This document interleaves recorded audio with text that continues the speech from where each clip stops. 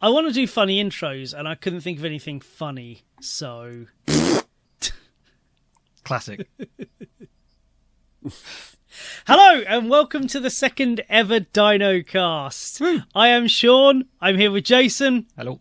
I'm here with Adam. Woohoo! And we're going to talk games of gold, and loads of other nonsense. So, without further ado, Jason! Hello. The games of gold for August have been announced. Ah, they have. They should have. It's the 2nd of August.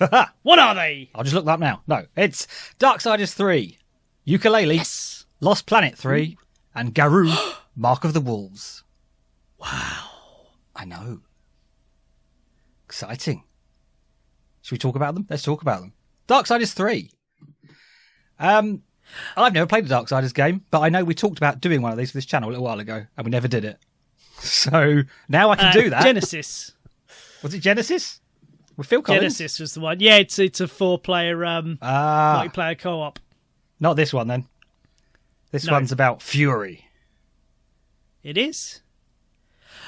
I am a huge fan of the Darksiders franchise. I actually already own a disc copy of this game. Oh. It's Cheat. still on my to-play pile because my to-play pile is massive. But yeah, I absolutely love the first one. Funnily enough, from the second one, the main character is Death. And way back when I was living with someone and we were making plans for the future, I was going to buy us it was about a 3-foot high stone carved Death from the game. Wow. She absolutely loved it and shit. And the relationship fortunately fell apart before I paid my deposit. Otherwise, it'd have been a lot of money out of pocket for nothing She's for a just giant hung on. stone Death. But yeah, I freaking love the first game. It's like it's kind of like it's set like a Zelda game. So there's a load of plot, but basically, bit of plot sets you into an area. You go get more items that will allow you to gain access to the next area. Blah blah blah. So it's like a 3D Metroidvania, whatever you want to call it. It's an action adventure where you slowly build up your character. It's got RPG elements as well. You can buy new attacks and stuff like that. And so the first game was fantastic, and the second game was bigger and better in every way. So I absolutely love them. So I've heard this one is sort of it says taking on the 7 deadly sins. So is that going to take the form of like bosses, or how does that work? Do you know how this one works? I don't know. I would have thought so, yeah. The whole thing is a crazy plot. So the first game is probably the third game in the series. Because basically the idea of the first game is you are War, as in War of the Four Horsemen. What is he good for? You wake up one day, the apocalypse is happening on Earth, and you're like, fuck me, what's going on here? So you rampage about a bit, and then there are these kind of big stone monoliths, which are apparently the keepers of the realms between heaven and hell, trying to keep the balance, and someone has set off the apocalypse early, so you have to go and rampage about to, in classic 80s action movie style, prove your innocence by murdering absolutely everyone who has anything to do with this, who could then prove your innocence. Sounds reasonable. So, yeah, so 2 and this third one both take place because the first one ends with the Four Horsemen getting back together and like, right, now shit's going to hit the fan. So the other 2 games have to take place before the end of the first game, so they can all line up at the end. And Genesis, which was released after 3, is actually a prequel to all of that, which I believe is when the Four Horsemen first came together. It's all sorts of crazy. It's super fun. Looking forward to it then. Yeah, it's really good. Adam, any... Yes, sounds good. I have never played them, but funny you should say Zelda, because I was looking at some of the clips in the videos, and it reminds me of Zelda a lot. Just the artwork. It's and definitely the way taking inspiration. Yeah, well, it's actually all the designs are done by a guy who was quite a prolific comic book artist in the 90s. So everything looks a bit 90s comic booky, which obviously strikes a huge chord with me. Yeah. Also, speaking of chords, in a fucking seamless segue there, I own both the soundtracks to this. I actually like the music in these games so much I bought them on CD. I was going to say I listened to a bit of the soundtrack on here as well, and yeah, like it. I like the vibes it's In giving particular, off. the second one's incredible. I don't think I've heard that. I've just seen the visuals, but yeah, cool. Other than what Sean has said, the only information I can give you is it was first released on the 27th of November 2018. The devs are Gunfire Games. It was published by THQ Nordic. And yeah, I'm looking forward to this one. I should definitely be playing this one. So this is one of those franchises, because THQ went under, and these guys, they were called like Nordic Games, I think, and they rebranded themselves THQ Nordic. They bought in a lot of those. So basically, a lot of the team behind Darksiders 3, because it's a different studio, but a large part of them are the studio who were behind the first 2 games. They've just bought them in under a new studio name. Yooka-Laylee. Ukulele is a game. I've also played this one. Oh, good, because I know very little about it. I think this is what I know. Kickstarted this. Looks a lot like Banjo-Kazooie, which I've not played a lot of, but a little bit. I'm assuming it's a 3D platform where you go around collecting lots of stuff. Is that right? Yeah. With 2 characters, or 1 character with an extra person. I don't know. How does it work? Explain. Yeah, if I recall correctly, have you played Banjo-Kazooie in the Rare Replay? Or on the N64? Yes, I on the started it in the Rare N64, I did. Replay. I have not got very far. Well, to my memory, basically a load of the team who made those games saw a gap in the market of people saying, we want more of that game, and then made another one of those games. So it's very, very... It is, to all intents and purposes, a third Banjo-Kazooie game in the original style. So there is all of the collectibles in the level, all of which you have to get to properly complete the level. There is... they call them pages, I think it is, instead of jiggies, which you collect more of to open more worlds. The game is the same in that Yooka-Laylee is the big... Yuka is the big... I forget which way around they Is are. he a chameleon? Or is it the other one? In Banjo-Kazooie, Banjo is the bear, and Kazooie's in his backpack, and like they switch places, one allows the other to fly and so on. It's the same mechanics for this. I can't remember if Yuka is the chameleon or the bat. I think it's a bat. But I got this when it first came out. If I recall correctly, I actually helped kickstart it, and I have played and completed it several years ago, and it's really good. They actually released a 2D sequel called Yooka-Laylee in the Impossible Lair that I have yet to complete, bit of that. but Yes. that's a lot of fun as well. But yeah, this is a great game. Moving on to Lost Planet 3. Oh, However, or reversing that back up, beep, beep, beep. Adam. Hey. Yeah, I've got a lot to add to this one. Other than it's 11th of April 2017. Devs are Platonic Games and published by Team 17. I quite like Team 17's work. no Devolver Digital. This one looks quite good. I thoroughly enjoyed playing Banjo, and yeah, as you say, it's of the same type, and I'm sure I enjoyed this one. The humour's pretty much the same as well, so if you liked that, you'll like this. So, moving on to Lost Planet 3. I believe it's a single-player prequel to the Lost Planet games. We had Lost Planet 2 back in February, 4 games with gold, and that was pretty good. It was better than I thought it was going to be anyway. I quite enjoyed that. I didn't finish it, and I think that was multiplayer partly, and I think this is a single-player game set on the ice planet in the past, where they harvest thermal energy and fight big mechs against alien monsters and whatnot. So it could be fun. Well, I'm not sure if this is a sequel to both the previous games. It's certainly a prequel even. What I've heard is certainly set before 2, and it's gone back. But what I do know is it's gone back to the style of the original. So single player, narrative based, combat heavy. I remember this being cited as a return to form by the fans when it came out, but it didn't review particularly strongly. It didn't particularly sell very well, and this was the end of the franchise to date, I believe. This is another one, like 2, this was another one that was on my list for the longest amount of time, and just through time passing, I never played. I never got around to it. I don't think I bought it. I just never got around to it. So here's a good opportunity for me to do so. Yeah, it's an Xbox 360 game, isn't it? And obviously they brought it across. And yeah, it didn't get received too well by gamers, although surprising because it looks quite good.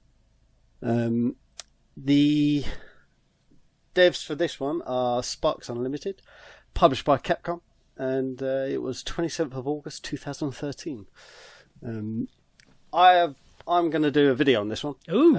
Because I did the video on the last one, Lost Planet 2, and I thoroughly enjoyed Lost Planet 2. So I'm looking forward to this one. Not quite, but I do plan to before I play number 3, just so I can get the gist of the story.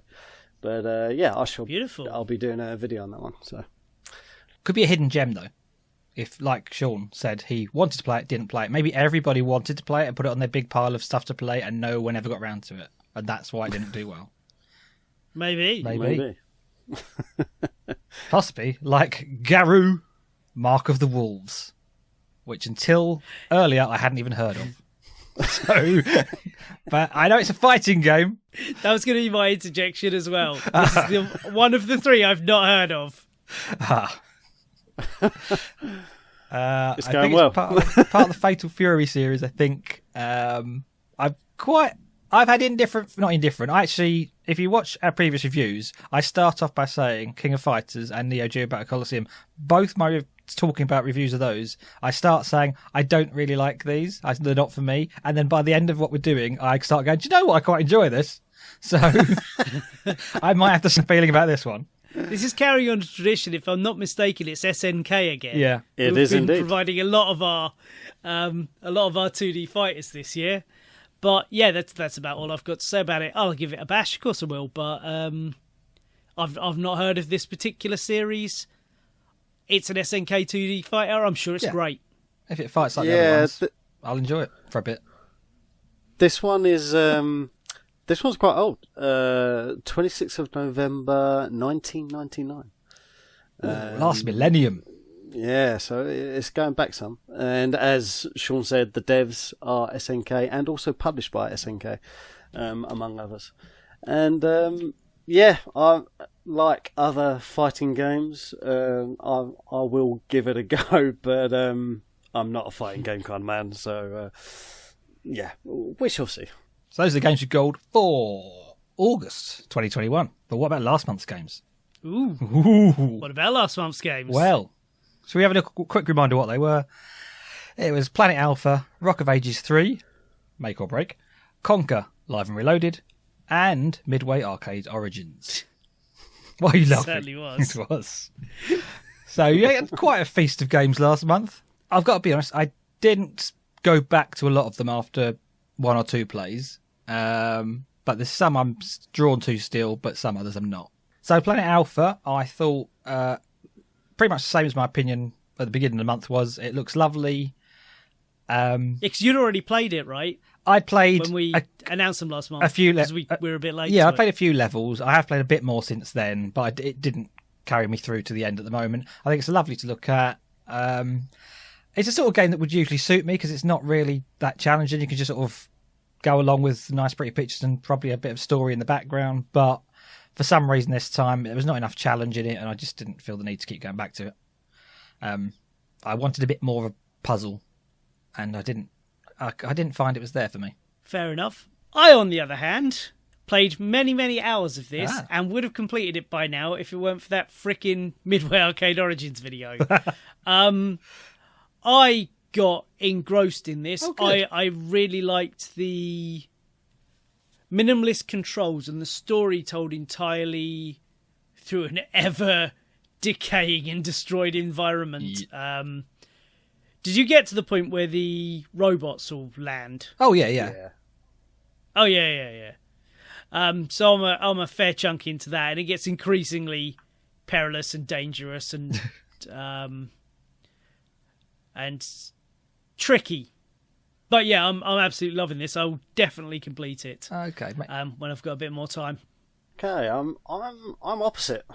You've somehow managed to play under 3 hours of it. You've not played it so hard. You've got 3 hours back from your life without playing it. Oh, I need more games like that. No, this is one of the ones I played quite in depth, and because I was expecting it to get better. But the most positive thing I can say about this game is how beautiful the artwork is. I mean, the game is literally stunning. Every level is just something different to look at, and even the enemies that come by are fantastic. In terms of gameplay, though, I found it, I mean, don't get me wrong, fairly simple platforming, I'm all down for. But the puzzles were, again, pretty simple to get to grips with. It kind of reminded me of Little Nightmares in terms of how you engage with the enemies. So it's more about like avoiding sneaking past enemies instead of actually engaging them in fight. For me, though... Well, actually... Go on. I think that's a very fair point, because I think the argument can be made that this is basically a very similar game to Little Nightmares, which I didn't particularly like, whereas this has a hard sci-fi aesthetic, which is really my cup of tea, and I'm enjoying this a lot more than I did Little Nightmares. Yeah, no, I get that. But for me, so the baseline story and the puzzles just didn't engage me enough. And I found myself looking more at the world around me rather than playing for the actual story, which, can be a positive. So, yeah, for me, it kind of fell flat. But anyway, moving on. Okay, well, another stylistic game was Rock of Ages 3 Make and Break, which I actually really liked the general look of, and the animation bits and the music. That drew me in quite well. When it got to the gameplay side of it, I really enjoyed well, first of all, I thought, I'll play Make, because that was on the left of the screen. I'll do Make, because you can choose Make or Break. And Make was, I'll start building stuff. And I thought, I can't bother with that. I'm going to play the story mode. So I started playing the story mode instead. And the first one you do is a Break, which is roll a big boulder down a hill and avoid stuff and smash a door open. That I could really enjoy. I found a lot of fun out of that. And then this is basically a tutorial, though. So the next part is make something. I didn't have a lot of time to put to this game, I don't think, at the time. So I kind of, I don't really want to do... So I did a bit of a tutorial of how to make stuff and to, say, set up things, obstacles to stop the boulder getting to the door, and you can set up a mine and a bank and make money and then plant things and whatever. That wasn't really for me. I think if I had more time, I probably would have got into that side of things. I can definitely see why people would like that. And then I started looking at the online stuff and also the user-made content. And then I started having fun, because I was basically just playing obstacle courses of boulders running down a hill. And I had a lot of fun with that. So I think there's different things for different people. But I quite enjoyed it. I love the style of it. And the actual control of the boulder worked very well for me. And if you're into building stuff, I can see why you'd like it. But it wasn't for me at the time for that bit.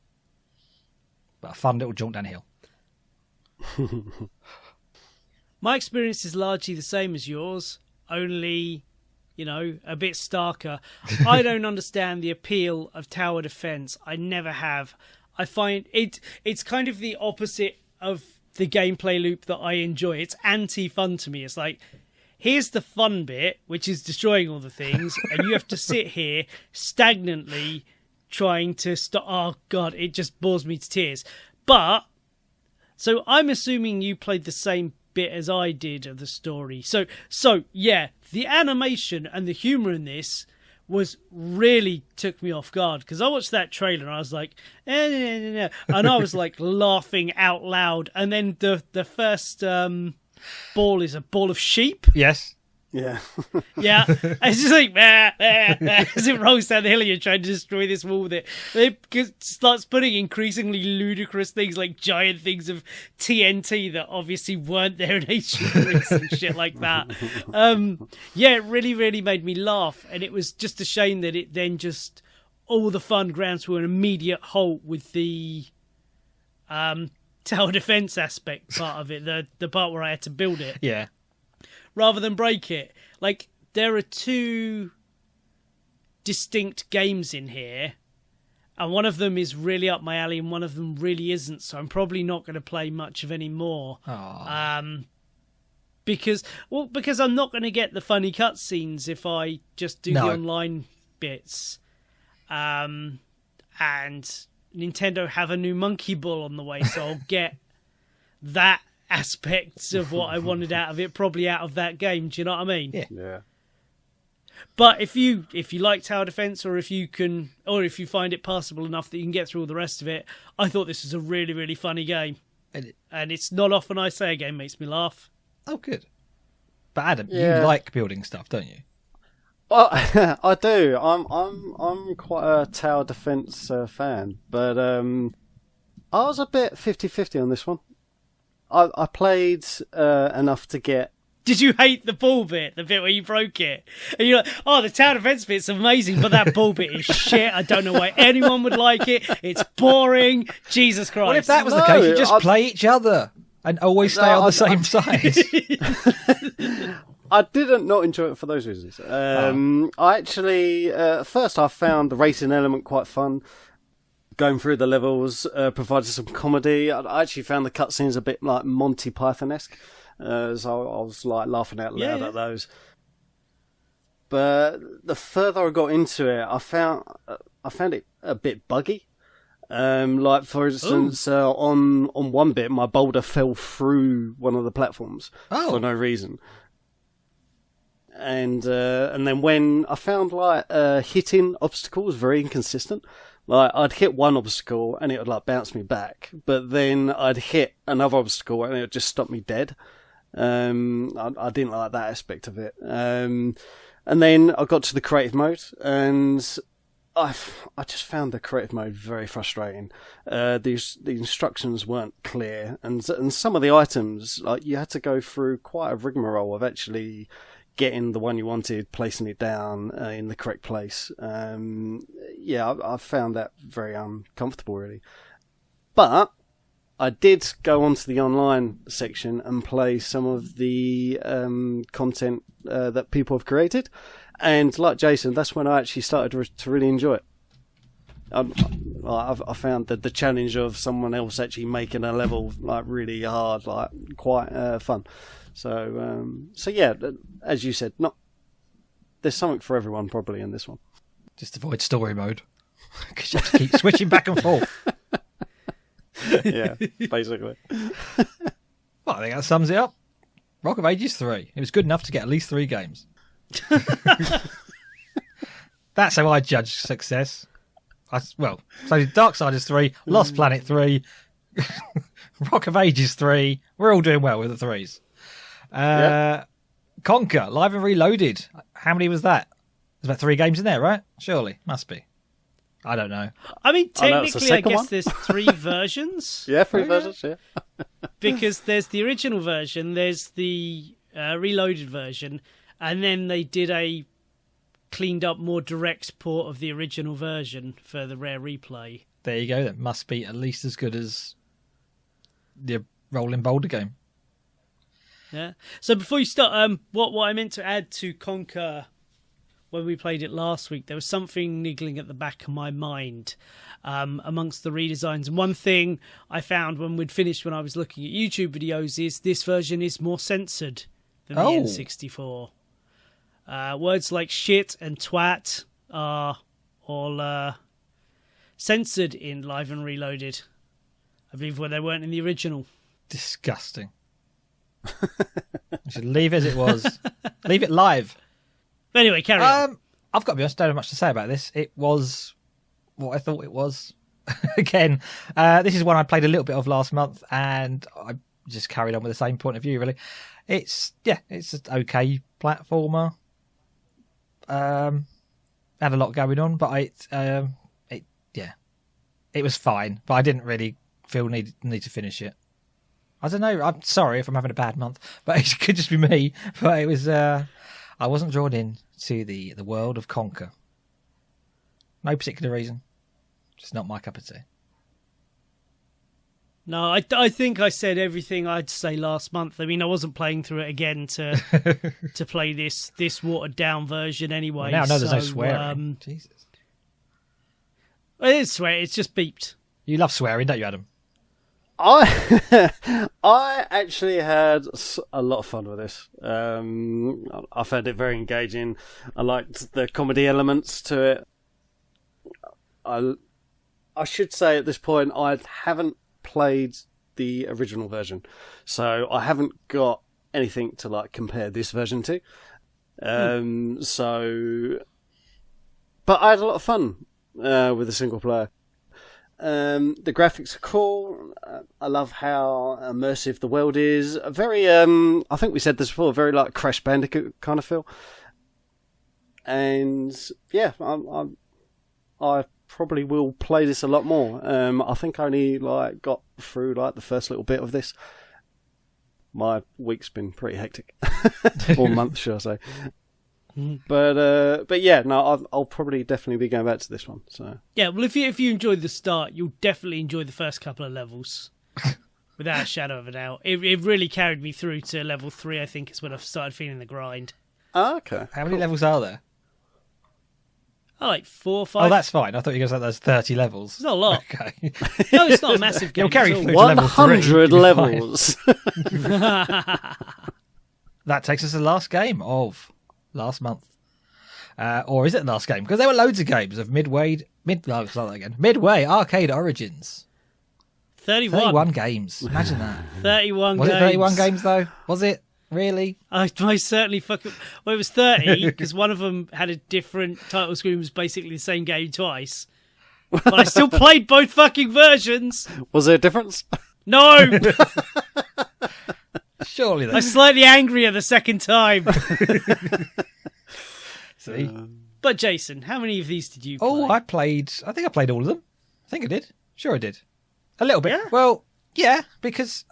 so, when you get compilation... like old school compilations, I always do the same thing. Yeah. I get quite excited to play them. Like it could be anything from the old Spectrum games to the old PlayStation games, whatever, it doesn't matter. Mega Drive games. I will get a box set of how many games it is, and I will sit down and I'll try to sort of start each game and just play them for a little bit to see what they like to start with. And to be honest, in all cases, I nearly find that a lot of them I go, oh, that's fun and nostalgic, I remember that, and then just move on and never go back. And then usually you find that there's one or two that you just think, how did I even like this ever? Because it doesn't control properly or anything like that. I found a bit of that with 720 Degrees, and I'm pretty sure Oh my god, I was going to say the same thing. I'm pretty sure I played that on some console or Spectrum or something in the past. So I know I had that one, and so I was quite looking forward to reliving that. And it was a bit more actually in depth than I remember it, because I don't remember there being money systems and going around the different parks and all that stuff. So who knows how far I got with it when I was a child. But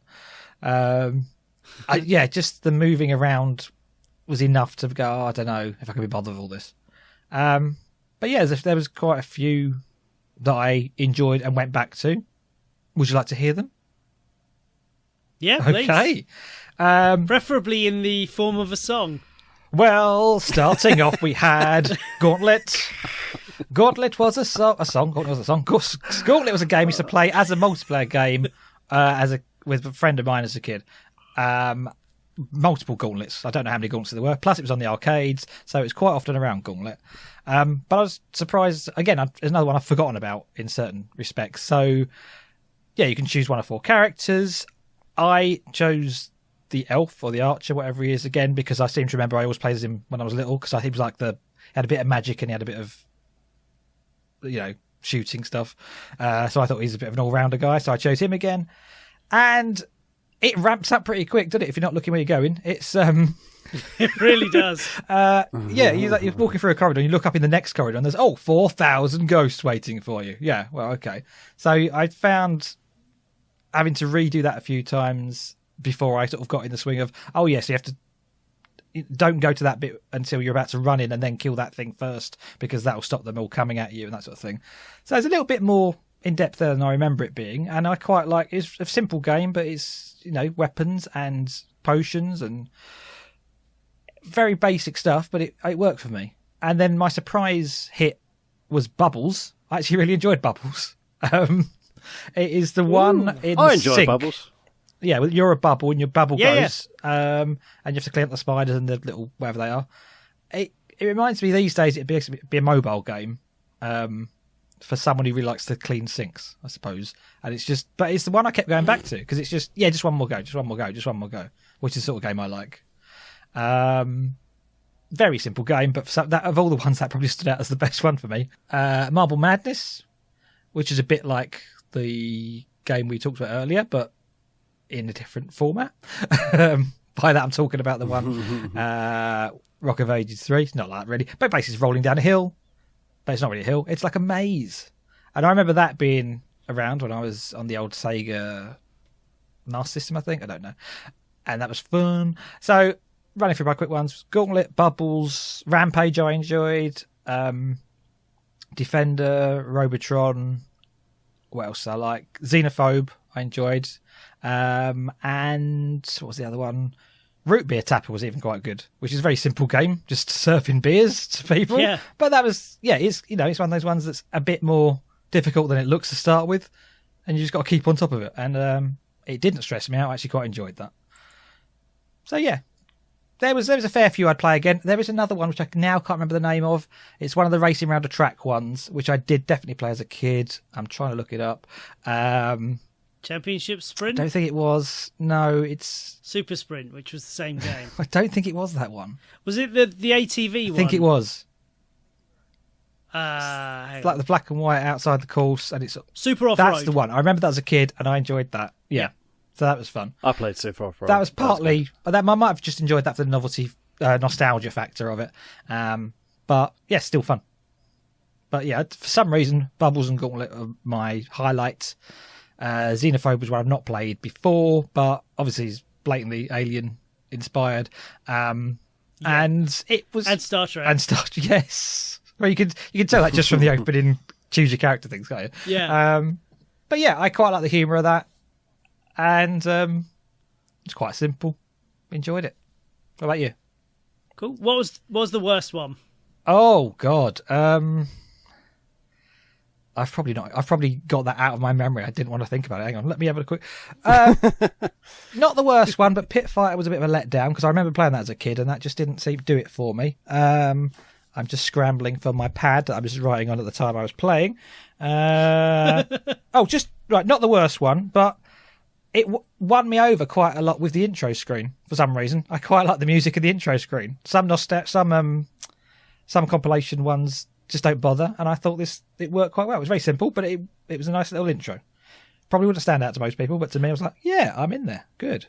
Oh, 720. I tell you, it stood out to me because I really wanted to use it at the start and the end of the video, and it doesn't loop enough. It loops to about like a weird time, like 47 seconds or something fucking weird. Like it seems to cut off almost in the end, like in the middle of the tune, and just jumps back to either the start or a menu. I wonder if they cut. It's really irritating. I wonder if they cut it just to fit it in to the game. Gosh, I'm looking through my notes, and Arch Rivals I enjoyed the basketball game, but it was fun, but not a lot going on. I just did the same thing over and over and over again, and I didn't really know how I was getting the ball off of people once they had it. Just punched them. I've written down. Yeah, 720. I've written down dodgy control. What have I got? I think Joust. I didn't like Joust for some reason.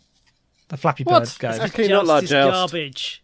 Joust is terrible. Oh, I love Joust. I expected more of Joust. And I can't decide which is worse, Joust or Joust 2, because Joust 2 controls a little better, but the screen is like half the size, so it's even more irritating. How can you not like Joust? It's so simple. It's great. It's awful. So Joust is basically you're flapping a bird up onto different platforms. So it reminded me a lot of old Spectrum games, which was that, jumping up and down from different platforms. But you're a bird, you're a Flappy Bird, and you're occasionally jousting Not people. To be confused with Flappy Bird. Definitely to be confused with Flappy Bird. I mean, a lot of them are. I think, what was that other game? Because one of the games was. Hang on, I'm looking up again. Was it the robot one? It was basically Pac-Man. Robotron 2084. Is that the one that's basically Pac-Man? Oh no, you're thinking of Wizard of War. Oh, okay. Yeah, that just looks like I'm just playing Pac-Man again. These aren't. I'm being chased around by people picking up pills and stuff. I guess you're finished then. Yeah. Okay. And stop. His controller's turned off. He just suddenly stopped. I was still talking. You two stopped, so I don't know what happened there. I've been sitting here. I don't know what's going on your end. Nothing is happening. That was brilliant. You just finished your little bit, and it was like nothing. Oh, good. Oh, we didn't hear the same thing then. Fine. Good. Fell into dead silence. Oh, we still got it. Well, before I throw it over to Adam, I have played more of. Let's have a look here. I haven't got around to more of Xenophobe yet because that's going to require some time and a pad of paper. I have played more of. Let's have a look here. Smash TV. I've played a bit of Sinistar. I've played a chunk of. I like Sinistar a lot. Rampage, of course. Marble Madness, of course. I actually then just went and emulated Marble Madness on a NES because I fucking love Marble Madness. I did not go back to Bubbles. Aww. I've played a bit more of Arch Rivals, which I'm terrible at, but I did quite enjoy, and a little more of APB. I couldn't get the hang of APB. What I've mostly gone back to on that. I would say my least favourite one in the package was actually Tubin or Vindicators 2. Vindicators Part 2 was the little tank game. Thank you, because I couldn't remember what it was. And I literally was looking at that half an hour ago, and I'd already forgotten what it was again. Yeah, cool. Everything about controlling it was twice as difficult as it needed to be and was a ball ache, and I just did not part of it is my fault. I couldn't get my head around it. But it was just like you push the left stick to turn clockwise, you turn the other one to turn anti-clockwise, but if you put them together it goes forward. And then it's the same kind of controls for the turret, and then the shooters on different one. I don't know if I left it in the video, but I actually changed all the controls around, which made things a lot easier from what it originally was, but it was still just like pulling teeth instead of playing a game. And Tubin is just shite. Adam, over to you. There's nothing more to be said. Tubin, it's shite. Yeah. I don't know about that game. I haven't played that one yet. But no, this is just... You mean you didn't play all 31 in under a week? I didn't. Where's your dedication? No, sorry, my bad. As I said, this month's been very hectic. So this is... It's just huge nostalgia fun for me. What's not to love about this? I mean, I could just spend hours and hours playing all these games and still not get bored. But at the ones that I did play, Bubbles, I actually love Bubbles. Yay! I thought that was brilliant. Nice and simple, great game. I played Joust. Different opinion from you guys on that one. I actually really like Joust. Super Off-Road, I loved. Probably because I won and I got the girl at the end. Yeah, great. Wow. And but then Championship Sprint. God, I hated that game. That's so bad. I really hated that one. But did you like Super Sprint?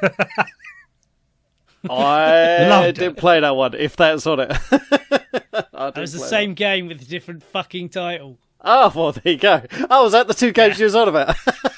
Yeah. Oh, there you go. I hate that one as well. One released 6 months after the other. Oh. I learned. And no surprise when they changed the fucking name. Yeah. So, yeah, I'll probably hate that one as well then. And of course, Marble Madness. I mean, yeah, it's a great game. Yeah, I highly recommend Midway Arcade Origins. You can spend hours playing that. Really good. What other games have you guys been playing? Other games on Outside top of of the Games these of Gold. 40-odd games? What are you talking about, man? You didn't make that fucking video. I assume you had time. I had to watch the video. It's a good video. Everyone go watch that video. That took me fucking hours and hours and hours to do that. I think the total clock-in time was a little under 8 hours to make that video, including playing all the games. Well, I mean, we were also we also played Minecraft in the Olympics, so that was another game we played. Yeah, I edited that bloody thing as well. I think that came out quite well. I'm still very impressed with your building of the, I was going to say Colosseum then, of the stadium, and thank you. Yeah, that was fun. The building was a lot more enjoyable than the editing. I will admit that.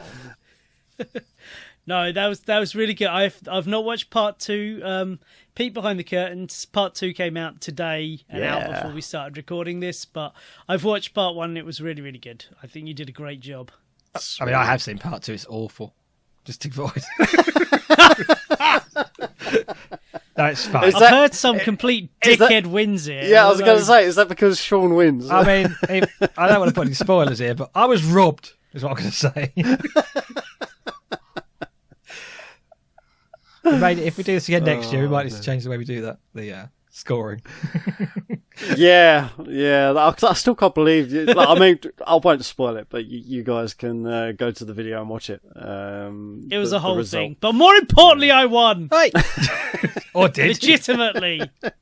Or did you? Yeah. Funny enough, though, on my screen, John's screen, and Sean's screen was all the same result. On Jason's screen, it was a completely different result. Did I win? Yeah, I have no idea why. I'm guessing probably lag. That maybe explains why I thought it was not making sense then. Yeah, because but yeah, the three of us linked up quite nicely. But you was like 10 blocks ahead of everyone. Well, that's the footage you should have used. Yeah, I believe Adam is a fair and impartial judge, and I respect his decision. Strange that. Wholeheartedly. Oh, dear. Okay, but no, that was good timing. But I've been playing Minecraft basically. I've been doing a bit of stage 3 of the stadium build, which eventually, when it's done, look out for this space. I shall be doing a tour video, so yeah. Oh, very nice. Like Cribs. Yeah, so look out for that. Yeah, kind of like Cribs. And you guys are welcome to join me for the journey if you want.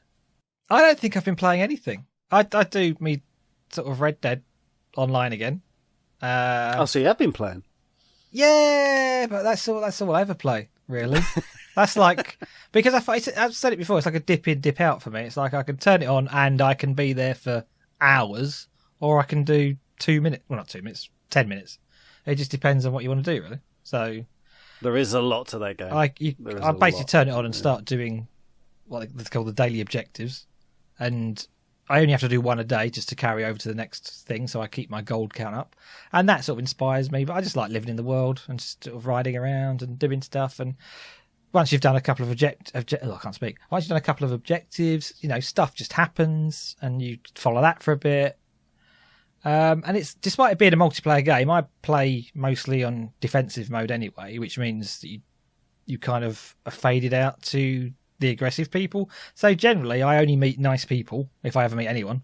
And it's quite a nice stroll around in an old western place and have fun on a horse. And and they have introduced new things in the last few weeks. Like there's extra robberies and stuff going on. And didn't they introduce an online thing very recently? Online thing? I'm sure they introduced it. Yeah, well, I'm only playing the online thing at the moment. But yeah. Oh, right. I got an online thing that they were just releasing, a brand new online thing. I'm not entirely sure what it was. I clicked off of it too quickly. I mean, they've always they introduce something, a very, very basic thing every week, every Tuesday. And then every now and again they'll add a lot more, and then they'll do like there's monthly passes where you sort of rank up, and you know, some people think they're pointless, and sometimes they're a bit like, oh, you can, as you rank up, you get new clothing and stuff like that, and sometimes it's a bit, well, that doesn't really fit with the game, it's a bit over the top for this type of game, and then sometimes it's really it fitting with the thing. And the most recent thing they put in is it's like train robberies and other things. There was a lot of apparently call for more what do you call it, outlaw type stuff. There is, so right, I'm going to go a bit of a rant here. So there's amongst the community of the Red Dead people is, I think the problem is when you've got a popular game, I've not thought this through, so I don't know where this is going to go yet. When you've got a popular game, which everyone says is great, which they did with GTA, I'm talking more about GTA for this, is... I don't say it's great. No, I know you don't, but you get a lot of backlash because it's sort of supposedly the default status is it's great, and therefore you get a lot of backlash. And I think Red Dead's also getting a bit of that because that was quite obviously hyped up and got a big release. And then a lot of people didn't like some aspects of it, and I know you guys didn't either. But I liked most of it. But then I think, particularly when you get to the online stage, and I think maybe I'm just showing my age here, is when I grew up with games, when I was a young lad. Back when I was a lad. I can clearly remember writing on a games forum about suggestions for how they could extend the life of games, because you completed the game from start to finish, and that was the end. And I remember being, like, shocked that someone once wrote on, I think it... some level, well, once you finish the game, there's nothing left to do. Which was stupid. You know, it made sense at the time. Why would there be anything more to do after you finish the game? And then they started doing open world games, and they'd start putting little bits around it. And I think there's so much in this game you can do after the main thing, and you've got the online stuff, and they're constantly adding new stuff. And people always say, well, why don't they add more outlaw stuff? Because we want to be outlaws. Well, there's tons of outlaw stuff in there. The problem is, I think, particularly from the people who are on the internet, and I probably get a lot of hate for this, is what people do very, very quickly with online games where you can rank up and you earn money to rank up, is you work out very quickly, well, what earns the most money in the quickest amount of time? And that's all you ever do. There's tons of outlaw stuff already in the game that's been there since day one. Well, not day one, but they've gradually been at it all the time. And there's all the little side missions, and then and that's what they say is, well, we're going to add this all outlaw stuff, and then people get it and they go, oh, well, that's basically what we've already got. Well, yeah, it's just more of the outlaw stuff you've already got. It's just a bit more story to it. But frankly, if you want more from a GTA or Red Dead Redemption game, which doesn't involve travelling to somewhere and shooting something with a bit of story to explain why you're doing it, then I don't know what you're expecting, because that's all you're ever going to get, really. Go place, interactive button, shoot thing, travel to another place. That's all they can ever do. Maybe dig a hole. Well, are they hoping for more of a traditional DLC, so like a story expansion, another little, say, 8-hour side story you could just slot into the main game? I mean, yes, there's always going to be call for that. I understand that, but that's not the online side of things. That's the only DLC I ever buy. No, I can understand. I can understand disappointment, because I really, really enjoyed the old Red Dead story, both the original and the second one. And I think with the first Red Dead, the first Red Dead Redemption, that story works even better after 2's been played, because you get a whole different perspective on that. It's filled in a lot of the gaps. I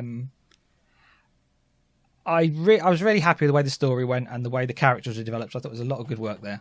And personally, I would definitely play more DLC, although I don't know what they do with it. I think I've got lots of fantasies and fanfic stuff in my head about where they should go with the next game and that sort of thing. But generally speaking, with the online side, you are restricted a bit to certain things, and I think they have put in. There were like various story. Yeah, maybe there's more they could have done with it. Like, so when they first introduced online, they gave you like 3 or 4 missions of you basically escaping a prison, and then you're set on this mission to find the killer of some woman's husband or something. And to be honest, that story I don't think has ever been truly completed, or not properly. It kind of led on. Then there is a few more missions, and then that never happened. But I don't think most people play the missions. I think most people play the missions a few times to level up, and then they just get on with the day-to-day grinding stuff. whatever makes the money, which is like going and catching bounty hunters or something. Not you don't catch bounty hunters, obviously. You catch bounties. You are the bounty hunter. You are the one who knocks. Exactly. I do. They should do another undead section. That undead on the first one was really again. They do like fun. the little Halloween things. Didn't the fans hate that? No, the fans loved loved it. Sorry, we're talking about people on the internet. So some people loved it, some people didn't like it. But I think majority of outspoken people liked it, from what I remember. Yeah.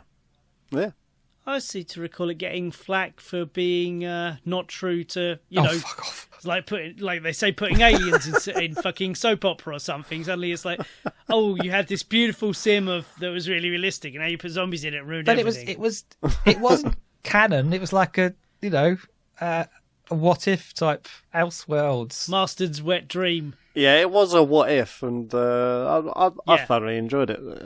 I quite enjoyed that zombie apocalypse. Yeah, it's not like it's carried on from that. I didn't play it, but you're not going to hear, for all the shit I might give, you're not going to hear me say anything negative about the first game. That's an absolute masterpiece. Oh, I love that first game. I've good.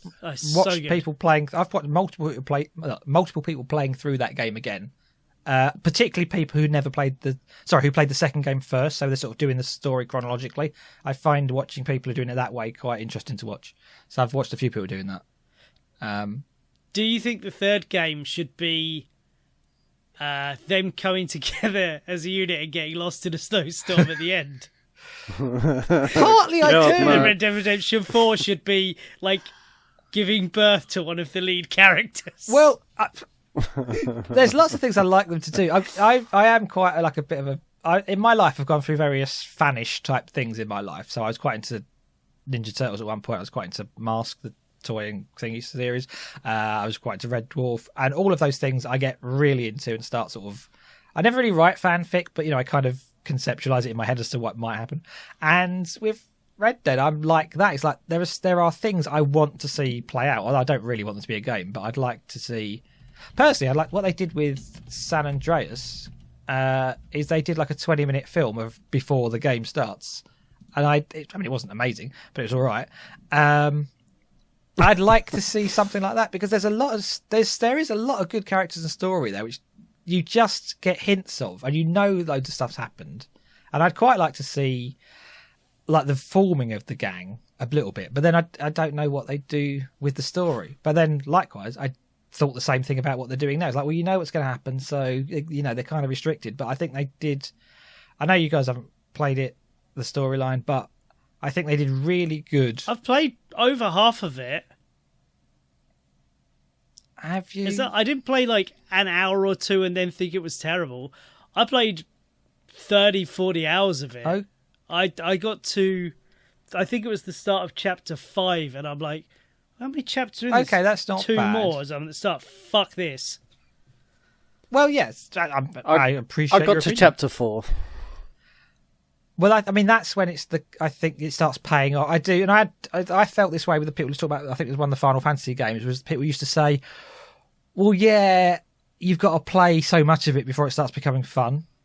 Now, for me, it was kind of fun all the way through because I was getting carried through the story and the characters and whatever. But I think a lot of the payoff of Red Dead starts coming later, and a lot of the things you complain about.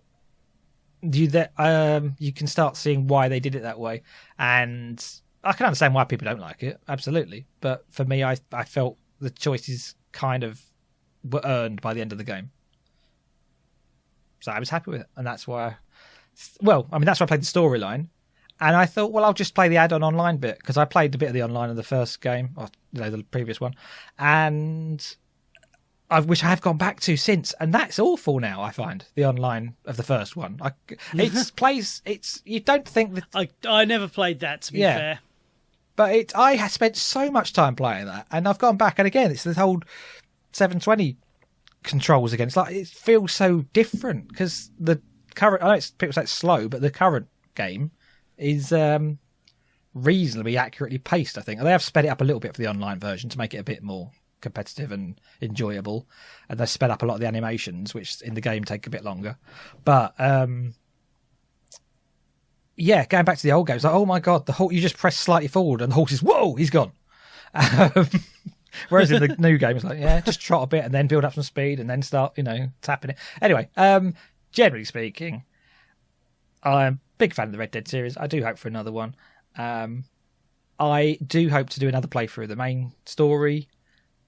And I'm probably going to watch some more playthroughs of other people doing it as well, because I don't watch a lot of playthroughs, but I have watched those. So there you go. I don't know where I went with that story. Anyway, so that is basically what I've been playing. But mostly it's come down to do your daily objectives, which is eat a stew, play with a band, do other things.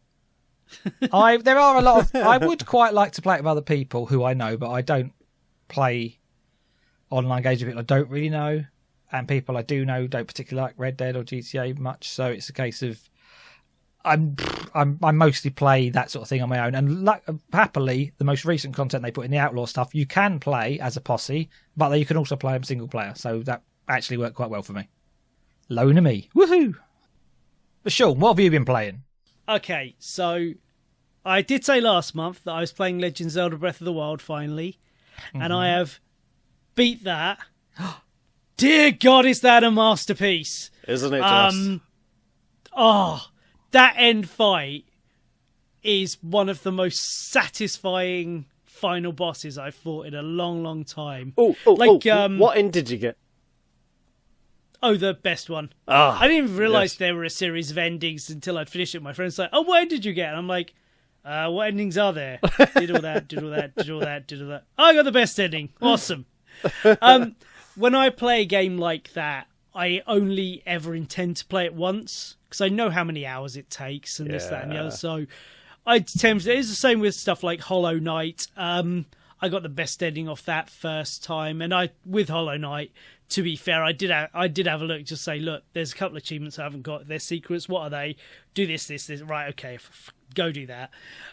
Just because I'm only ever going to play it once. They're massive. It's a massive game. But I finished it, immediately bought the DLC and completed that. So I've now done everything I'm reasonably willing to do within the game. So I didn't go get all the fucking Korok seeds, of which there are, I believe, 999. Oh, there's so many. There were certain fetch quests that I didn't bother with just because they weren't fun.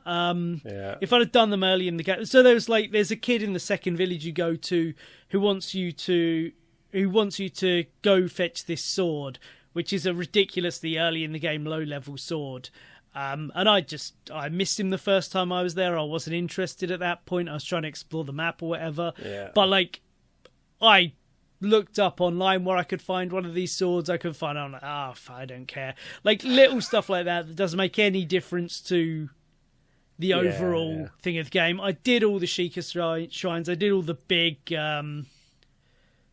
plot lines. I did all the secondary plot lines you can do. Like I say, I got the best ending. I then did the same with the DLC. So that had a load of extra little things you could go do. So I did a load of them. All of those that was reasonable and fun to do. And I beat that. It's an incredible game. It's incredibly satisfying. I've then started Super Mario Brothers U Deluxe, which I have on my Switch. Nice. Just as a little palate cleanse, because I'm big on the, obviously big on my Switch this year because I got it at Christmas. So I'm making up for lost time on the games I didn't play back in the day. Back in the day, the games I haven't played over the 5 years the Switch has been out. And with Mario Wii U Deluxe, I didn't have a Wii U, so. That's that. However, that's not all I've been playing, and this isn't going to be another tirade about Midway Arcade Origins. But I have been playing classic arcade games, because I went to a classic arcade. What? In Norwich, which is a town relatively near to where Jason and I are situated. I went off on a stag do. And the day part of that was to go to a place called Retro Replay, where you pay 10 quid and they've got a crap ton of old arcade cabinets, and you play them for free all day. Nice. And I have a list Sounds great. of all of the games they have. Go on. Are you going to sing it? I'm not going to sing it, no.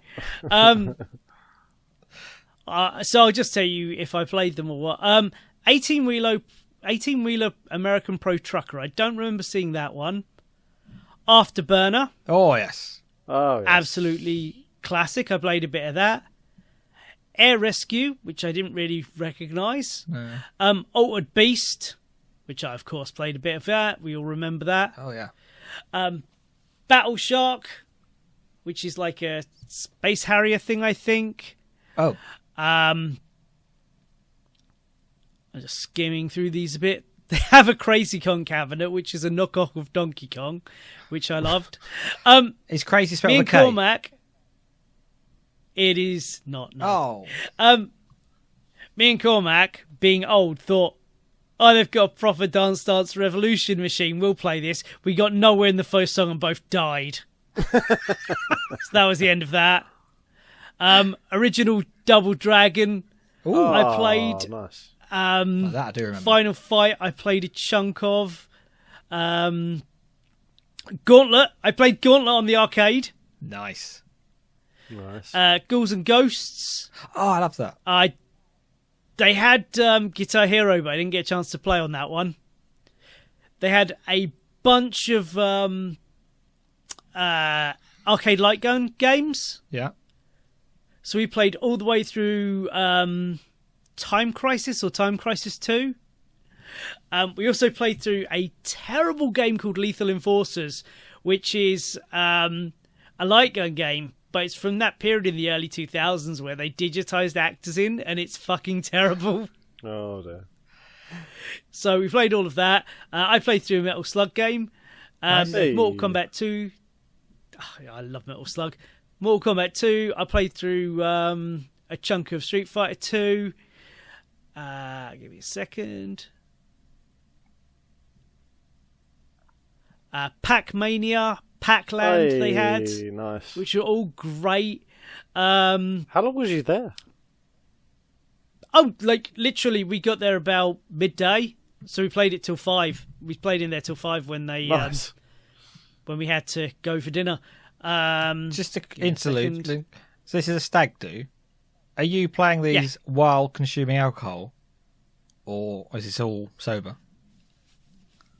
It started sober and we had a couple of beers by the end. There were kids and stuff in there, so we didn't want to get wankered. I'm not suggesting there's a correct way to do it. I'm just checking. I think you are. I'm painting a picture. Rampage, they had a bunch of sit-down arcade machines, so they had Ridge Racer and Sega Rally.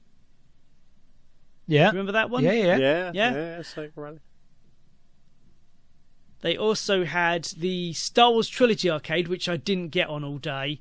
That was just, it was Star Wars, so everyone wanted to play it. Either there were people our age who remembered playing it the first time and were really excited about it, or as kids who had heard of Star Wars, so they wanted to play that. The Teenage Mutant Ninja Turtles 4-player arcade game, we all stood around and beat that. There were 4 of us, so that was perfect. We then had a go on the Simpsons one as well, but we didn't finish that because it was just a bit samey. I really wanted to get on House of the Dead, but again, that was taken up by kids all bloody day. Oh, I love House of the They Dead don't even too. know what they're talking about. There are a couple of WWF games that I had a bit of bash on, and perhaps most importantly of all, they had the original sit-down controllable version of Hydro Thunder. Favourite of the channel. And you get to sit down. Nice. And I got to sit down. There's a photo of me with a massive smile on my face playing that. It's super fun. In the other room, they also have... they've got a Switch on the big screen. They've got a Wii U, because we played a bit of Mario Kart 8. They've got... I think it's a PlayStation 4 and Xbox One up there as well. That's when we're sitting having a beer. But yeah, Retro Replay in Norwich. If you're out that way, it's £10. You can play all the games for free for as long as you like all day. It's more than worth your money. It's Right. worth your money if you only go in there for an hour. That sounds really good. Yeah. Absolutely fantastic. And plug, go watch Hydro Thunder. Yeah, go watch our Hydro Thunder videos. I'm really proud of them. They are good. I have a It's our question. It's our Go fourth see best my video. bathtub. That is true. Yeah. Cameo by Sean's bathtub. Now, I'm just wondering, because I say we were kids, I didn't know you when I was a kid. When we were kids in the arcade, people, you'd have one person play in the arcade and you'd have like a huddle of people around them.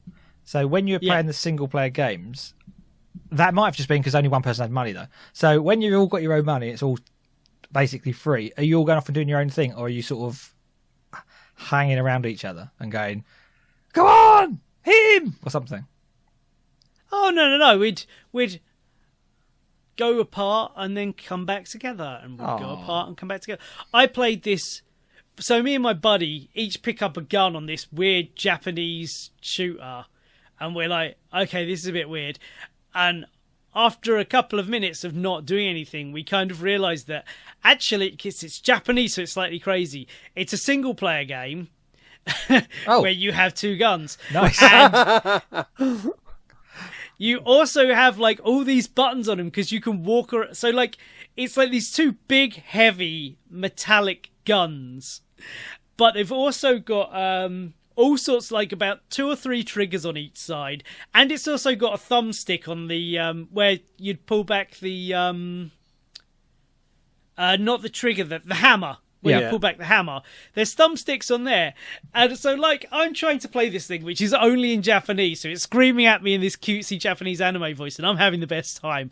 And then I slowly realised that if you put the guns together, they lock and magnetize, and that makes the guns in the games do different things, and it's absolutely fucking batshit insane. And I turned around to my mate, and he's like, "Oh, he's been gone for like 20 minutes. I'm just sitting here laughing at this weird Japanese game, having the time of my life." But no, we all came together and played through the Turtles game, and then we'd kind of split off into 2-player stuff. Like I played Pac-Land for about 20-30 minutes, so everyone fucked off and did other things while I did that, because that was my game when I was a kid. I freaking loved Pac-Land. I got further than I think I ever did as a kid. Well, I did get further than I ever did as a kid, Nice. so I was super vindicated. I was really happy. That's the first game I played, actually. We wandered around a bit, and I'm like, I must play you. So, yeah. And sometimes we'd, like, when the guys were playing Sega Rally, we stood around and watched and cheered them on. The 2 of them played, the other 2 of us stood around and cheered them on. So, yeah, a wonderful time was had by all. Nice. That's delightful. It was. It was a really great day. Has anyone done anything else? Well, I've been watching the Olympics. Have you been guys watching the Olympics at all? Have you been keeping up on to date? Not No. a lot. I call. I watched the Taekwondo Ooh. where an English guy and a Chinese guy had a fight while I was very hungover having my breakfast after the stag do. You were just When I looking out went the to window. arcade. That wasn't even on TV. That was just some guy in the street. It was on the window. It was on the TV. It was not very exciting. But that's what I saw. I saw some of the BMX bit. I don't know that what was it's actually amazing. called. Going over the hills and stuff. That was quite fun. I was really interested to see the skateboarding, but I missed it. And I have watched a bit on catch up. Did you miss it by 30 years? Because it's We've not got- 1991 anymore. We've got a 13-year-old. first time it's competing been in there. it. Well, see, now I'm going to possibly not say Do the you next wear a bit. red backwards baseball cap and talk about eating shorts? No, but so I looked her up. I can't remember what her name is now. And immediately I thought, I'm going to look up this 13-year-old British defender of the title. And I was slightly disappointed by the fact that nearly everyone in it is about 13. And she speaks with an American accent most of the time. And I think so she's only British because her dad has a British connection. So I'm not putting anything down on this girl. I'm sure she's defended the country wonderfully, I'm sure. But part of me had built up this hopeful British young person fighting against a bunch of, adult Tony Hawks or something. And that was what I was going into this as. And it's like, oh no, it's a bunch of all similar sized aged people doing the same thing. And I think a 13-year-old won it. So Good. Because if you'd said that, I was going to point out that if it was an early 90s family comedy, that probably was a little girl dressed as a boy so she could prove that the girls could do it the voice. No. Sitcoms always had that kind of thing. Well, if you want to watch... I was going to say, if you want to watch an exciting British lady, the Women's BMX Park Freestyle, Charlotte Worthington. She worked as a chippy, I believe, I think. Was it chippy? No. She worked as a chef. Sorry, she worked as a chef. And she worked in a chippy. As a chef. I don't know where I got that from. I think she was. I think the commentator said she Open or wrap? She swapped cooking chips for doing BMX. So yeah, she was a chef, and she's now competing in the Olympics for us. And she produced one of the best gold-winning runs you'll ever see. So much so, it actually was the US contestant. Like for 6, she tried to do literally. Second, Did she kind of smack her in the head with the back tire as it spun round? It might as well be, because the camera shot to the American, like taking a look at the camera just as she landed this like trick that had never been done before in women's BMXing, and her face was just like a jaw dropped to the floor. It was just like, holy crap! Now I've got to go out there and actually produce something. So, for context, this US lady has basically owned the BMX freestyle parks. Any competition she goes in, she wins. She is that good. And this is the first time she's actually been put under pressure. And she tried to do her second run and absolutely failed. She put her foot down on one of the tricks. Wow. And that's what I mean. It just knocked her for 6. I think it just come out of the blue for her. And so yeah, Charlotte Worthington. Look that one up. That was. I've amazing. just been watching it while you've been talking. Oh, there you go. Yeah, absolutely incredible run. Another one to watch. Tom Dean's gold in the men's 200 meter freestyle. That's a great one. And then the one I really quite liked was the mixed triathlon relay. So in that one you had Jess Learmonth, Johnny Brownlee, Georgia Taylor Brown, and Alex Yee. And Johnny Brownlee, his brother, retired. I can't remember when he retired. It was fairly recently. But he's never won gold, as in Olympic gold. He's won bronze, he's won silver, but he's never won gold. So he said he would love to be able to win gold at this Olympics.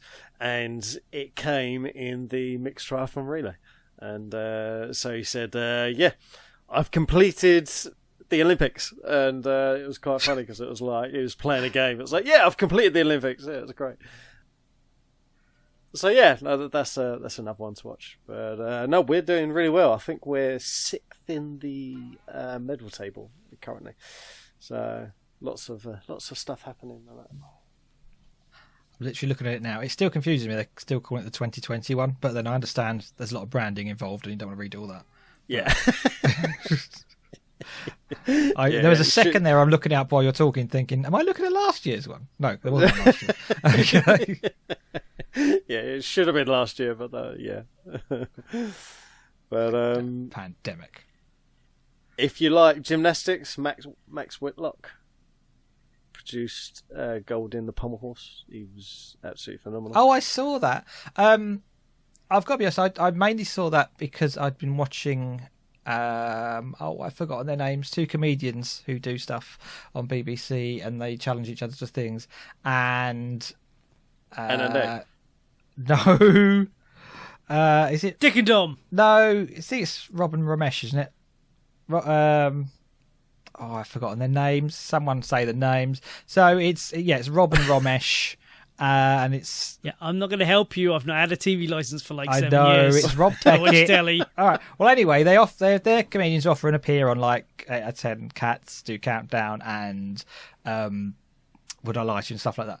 And They weren't on QI. They might have been on QI, but they do their own little series where they do this. And yesterday, I just randomly just put on what I thought was like a 2-minute video, and I watched it for about half an hour or so or more of them just trying out various Olympic sports. They started by narrowing down the ones they think they might be good at or have a chance at, and then they got down to like 9 of them or 10 of them, and they sort of went off, and with the the professional people, they were sort of taught the basics of it, and obviously some they did absolutely terrible at, and some they showed some promise at. They both did very good at the same one in the end. I know who you're on about. I saw an advert for that. So I didn't explain it very well. For the life of me, I can't think of their names on the tip of my tongue. It's Rob Beckett, Ramesh Ranganathan. That's yeah. I wanted to see that, but I didn't. Yeah. So that's how I watch the Olympics. I watch it through comedy. Why not? Well, I know 2 things about this Olympics. One thing is the BBC did their beautiful pre-Tokyo 2020 advert, which made it over to Japan, and they were all quite insulted because the BBC still seems to think Tokyo is in the middle of the 80s and Blade Runner. So there's a mixture between just, eye-rolling, fucking foreigners getting our country wrong, and just offence. And I do know that the beginning opening ceremony had a load of video game music, including Starlight Zone from Sonic the Hedgehog 1. Yes, yeah. There's a bit of Final Fantasy music in there and stuff. And yeah, it was awesome. Good old Nintendo being Nintendo were going to have a part at one point, but then got a bit uppity and pulled the plug in it. No, we're taking our ball and going home. Oh dear. Because it's Nintendo, bless them. Yeah. They're like the BBC. They can be a bit of a crazy institution that you're like, if it were now, we wouldn't allow this. But because you've been around as long as you have, and you're kind of embedded in the culture enough, you can be eccentric and weird, and we'll just kind of look the other way. I just mean the eccentricities of, I don't know, still hiring Patrick Moore mid into his 90s to look at the stars. That kind of stuff. Is he still doing that? I know they brought other people in. No, he's been dead for like a decade. Yeah, but is he still doing it? I mean, he probably is. I could still believe it. It wouldn't change much. They did bring other people in near the end, so yeah, that would make sense. If he was just like he did when he died. He could still be there in like a hologram. Do you remember that Flash animation video that sung about Patrick Moore playing the xylophone? No, but I remember very clearly Patrick Moore playing the xylophone at any given moment. That was his thing. We're talking probably the early days of the internet being quite widespread over here in the UK, so like the late 90s, early 2000s. There was just a video that was Patrick Moore's giant Games Master head. Oh, yes. On a crudely animated, I believe he's on a crudely animated spaceship. With a xylophone on the front, with like Flash animated, and he was kind of, his arms would raise up and down and going, Patrick Moore plays the xylophone, Patrick Moore plays the xylophone. It was very funny. Weird. I think I might be watching it right now. I'm just about to, I'm loading that. There's an advert before it. I'm just going to see. I think this is, yes, it is Patrick Moore playing the xylophone. It's a Weeble video. Weeble stuff. I used to do a lot of Flash animation stuff. Yeah. Well, that explains it. Yeah, it moves exactly as I expected to. Link in the description, if I remember. If not, it's called To Patrick Moore, R.I.P. Animated music video, Mr. Weeble. Oh, that might be a redux. Oh. I'm sure this was earlier than when he died. Way earlier. I mean, it could be. This is off the channel Weeble Stuff, which could well be a fan site. Anyway. Oh, no. Weeble Stuff is Weeble's proper site. I've been visiting that for God knows how many years. Oh, fair enough. I remember when fucking Weeble and Bob started. That's how old I've been doing it. I miss all the old Flash animations. I mean, they're still there, but they've kind of been overshadowed by a lot of stuff. Like us. I mean, not really overshadowed. Well, also, the Flash play has been discontinued, so... Yeah, but you can still get the same look with other stuff. That is true. I forgot the Flash. I've still got the pop-up on my one of my PCs about, do you want to delete the Flash player? Because it's discontinued. And every time I go, remind me later, remind me later, remind me later. 4 years now, remind me later. Still watching this video. It's cool. It's got aliens in it, dancing. Yeah, sounds about right. What I want to know is, did we get anybody saying our word from last week? Month? I don't think you got me saying it. What was it? Artichoke? Pomegranate? Something like that, wasn't it? Wasn't it? I can't even remember. Was it? I've got pumpkin in my head for some reason. I don't think it was. Pineapple? Pineapple. That Could was have it. been pineapple. I think that was it. Pineapple. Yes. I'm pineapple. fairly sure no one said it. Let's have a look. Right. I don't think I've had Or any did comments someone? in the last Or did month, someone? to be honest. Or did someone say your other word, your French one, whatever it was? Blancmange. Blancmange. Did everyone skip to the end and just say blancmange? Blank mange. I don't think anyone said that, so no one wins the prize. Sorry. He says. Oh well, we'll have to keep the $2,000 then. Oh, yeah, shame. we've had very few comments this month. We had a few fake people, a few bots who didn't say that word, by the way. I'm happy for bots to comment on the account, but you have to say the word. Yeah. Yeah, absolutely. I think we should come up with another word just for this one. Okay. Oh, we'll do it at the end. Yeah. We've still got more to do. I still need to talk about He-Man Revelation. Do we all see He-Man Revelation? I did see He-Man Revelation. Yes, that was the thing I was thinking about want to talk about, but totally forgot I'd watched it. Thank you for reminding me. I haven't. So my history with He-Man is I love the 80s movie because it's super shit, right? Yeah. Really bad. I remember I used to love He-Man because I remember having the toys. I certainly remember I used to have like an Orco where you put this it was basically a zip tie through the middle of it, and you pull it and he moved along the table. Yeah. But I've been very aware for a very long time now that the He-Man cartoon was always crap. It was poorly animated, it's not what they're saying on the internet. Cheap, I guess. repetitive. So I'm a bit of a Kevin Smith fan, not as much as I used to be, but if Kevin Smith's involved in something, I'll give it an eye. I was super hungover after the weekend, after the stag do at the weekend. We'd been talking about it the night before, and the guy who's getting married, he said he was watching it, so I'm like, do you know what? I'm super hungover. I've just got in. I'll put this on and I'll chill for a bit. And I promptly fell asleep. But when I woke up, I watched it. Yes. And it's really, really good. Do we need to give any spoiler warnings? Or are we... Yeah, we'll give spoiler warning. Spoiler warning. This is a spoiler warning. Spoiler warning, spoiler warning, spoiler warning. I'm about to tell you that He-Man dies in the first episode. Spoiler warning, okay? Right, I think we got away with it. Adam, have you seen it? Nope. Wait, Adam? Are you Prince Adam? Do you raise a sword? No, I have not seen it. I think the last time I had anything to do with He-Man, I think I was about 9 years old and I had the action figure. Yeah. Yeah, pretty much me too, to be honest. But I gave this a watch because of the people involved in the cast, and it's really interesting because it starts kind of like a classic episode of He-Man, only with nowadays action and violence.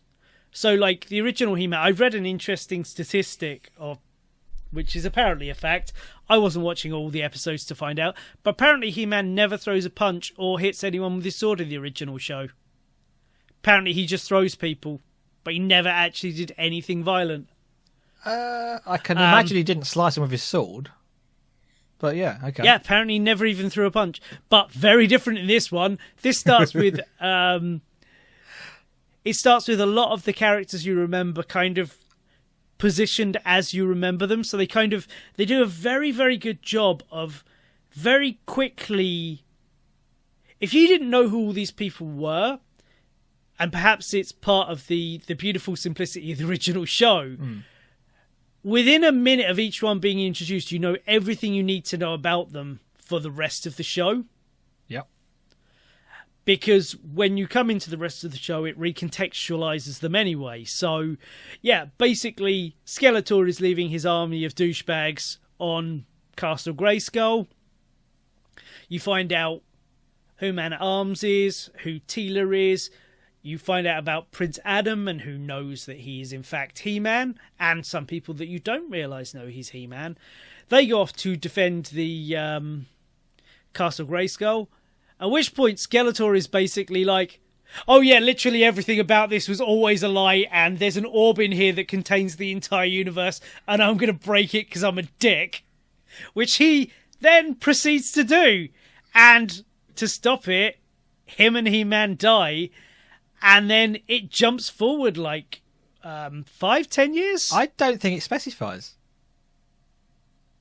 Okay, it jumps forward an undisclosed amount of years. It's enough that certain characters have slightly changed, but that to me, frankly, could have been 2 months to 10 years. I don't know.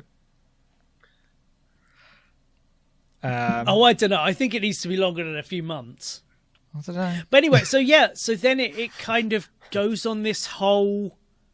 it then goes on this kind of classic hero's journey quest thing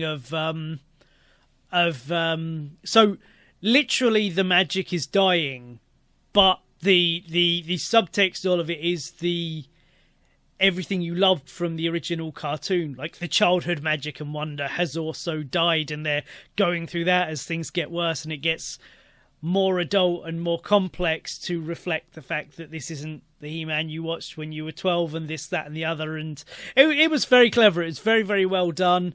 Lot of surprises. And then it's just like, so you have a look at it and you know there's 5 episodes. I imagine part of that was due to the getting it animated because of coronavirus, and part of it was due to Netflix going, I mean, there's not been a He-Man show for like 20 years. Yeah. Should probably hedge our bets before putting too much money into it. And then it just basically comes back and it does this really, really nice journey that I'm not going to spoil. And then goes, ha! Fuck you! Massive surprise ending! Skeletor wins! The best! It's so awesome. So I really enjoyed it. I'd say we're assuming this is a self-contained thing, that it's not going to go on more. Because, I mean, that was a sort of a perfect ending to it, in my mind, for what it was. Oh, no, there's the second half of it. Oh, there's more to come? That's only part 1 of 2. Oh, I didn't know that. Oh, okay. Yeah, they've made 10 episodes total, I believe. Oh, I could have lived with that being the end, because that's just... I think a bit like you is that would have been an awesome ending. My upbringing of He-Man was I definitely had the toys. I remember my sister buying me one of the toys to start with, and I had like 5 or 6. I had a Castle Grayskull. I had a Cringer. I had all that sort of stuff. Played with those. They weren't my favourite toys, though. For some reason, and I've still got them all actually, but they weren't my favourite. I preferred other things over them. They were a bit too big and bulky for my liking, and although they've got that action thing, like you pull them back and they punch and all this business, like you say with the Orko thing, I never liked those on toys. I like to play with toys myself. I didn't like having a predetermined action that would do things. That sort of got in the way. Do you know what? I was saying, because it then limited the rest of the articulation. Yeah. I mean, although Ram Man, I can understand Ram Man. He was basically a block with springy legs, but for me that was quite fun to just push him down and go boing. Anyway, he wasn't in this show. I feel upset. Anyway, so I didn't know which way you were going to go with this, and based on I haven't looked at many online things, but as far as I can tell, they're basically calling for Kevin Smith's head because he's destroyed everyone's childhoods and He-Man and the franchise and everything. But for me as a kid, the cartoon again wasn't a must-see thing. It was just on. It was a thing that was on ITV, probably once or twice a week. And it was all right. And I wanted to watch this show just because I thought, well, yeah, I do love a bit of retro stuff, as we've said earlier, with all the game stuff. I'd like to check out, see what they're going to do with it in this time. And I thought they had a nice blend of the art style. It looked like the old style, but it clearly was a newer, cleaned up style that you do with modern techniques. the voice acting seemed suitable for what it was. I really like the fact that I understand people getting upset if they really want a He-Man show and He-Man's not in most of it. Although, to be fair, he probably featured to some degree in every episode, even if it was a flashback or something. Yeah. Also, it was called Master of the Universe. Okay, fair enough. But, yeah, even the film, I never even particularly watched the film either, or I never saw it as great culture and art. So it was a case of, well, they're making another thing out of it. Let's see what it is. And I really like the fact that, yeah, it opens up with the big surprise thing. Skeletor basically achieves what he was trying to do in the original series, quite simply. And then at the end of it, he holds aloft the sword and says, "By the power of Grayskull." And that to me, I'd be happy if that was the end. That was like a nice little... becomes God. It was awesome. Do you know why he succeeded this time where he always failed before? Is it because he used to listen to Beast Because Man? he was voiced by Mark fucking Hamill. Oh, the best voice for a villain in anything. Going back to that, right, there was... So, now, I know you'll go, what are you talking about, Jason? It's bloody obvious. I spent... up until the point in the first episode when Moss Man appears, I spent every time Skeletor came on screen, I was thinking, I know that voice, I know that voice, I know that voice. Whose voice is that? And I suddenly got it when Moss Man was on screen, which is probably 2/3 to 3/4 of the way through the episode.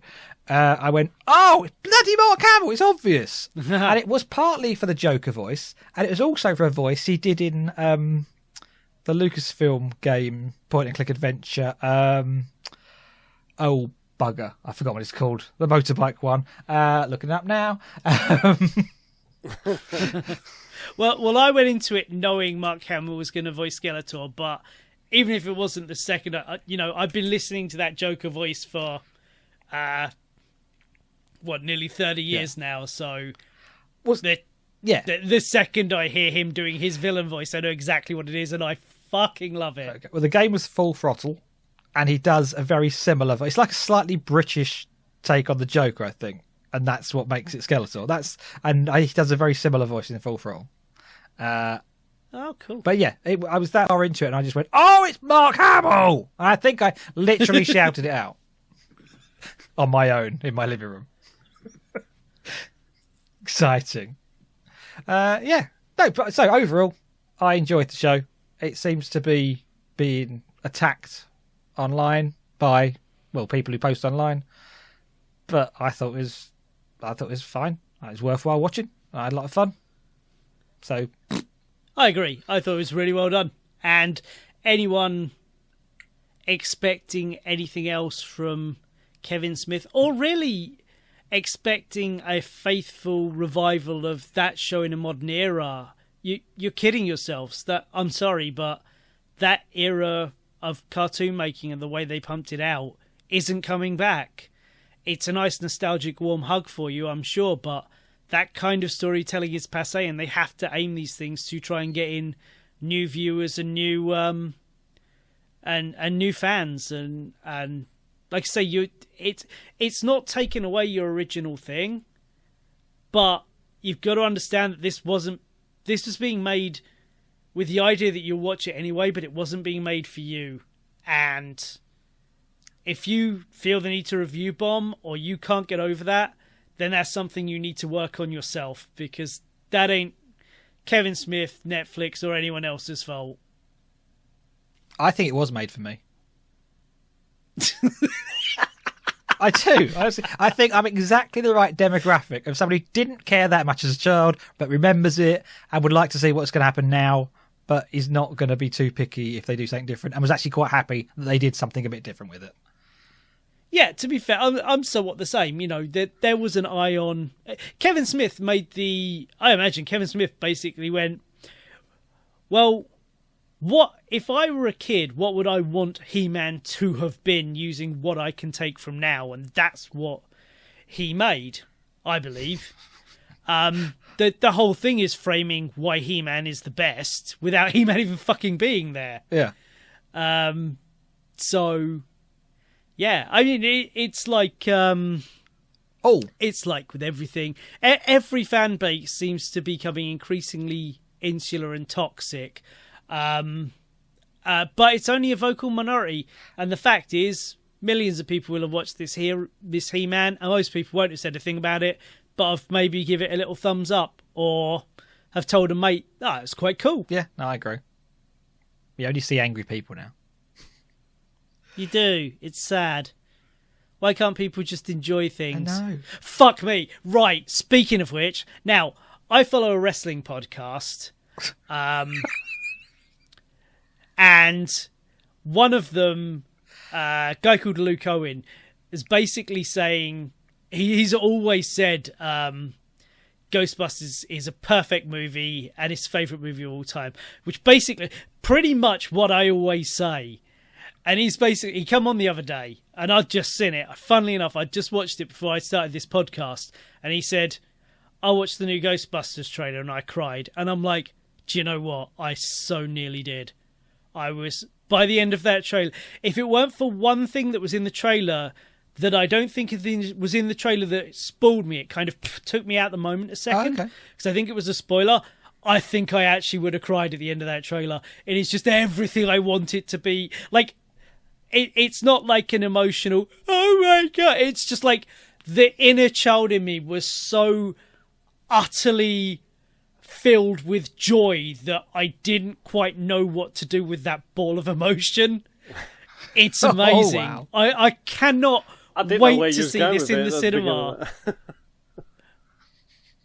It's just kind of tied to things of your youth and that. And I still maintain today, Ghostbusters is one of the greatest movies ever made. It has that recognition with a lot of people, but it's not it's not the arty greatest movie ever made, because it's a comedy and everything. That does every fucking thing it does perfectly. And dear God, it made people take seriously a 100-foot tall marshmallow man. It is one of the greatest things ever put to film.